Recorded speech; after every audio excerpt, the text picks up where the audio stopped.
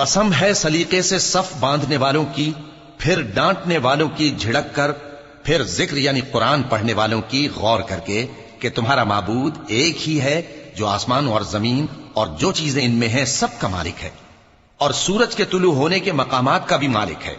بے شک ہم ہی نے آسمان دنیا کو ستاروں کی زینت سے سجایا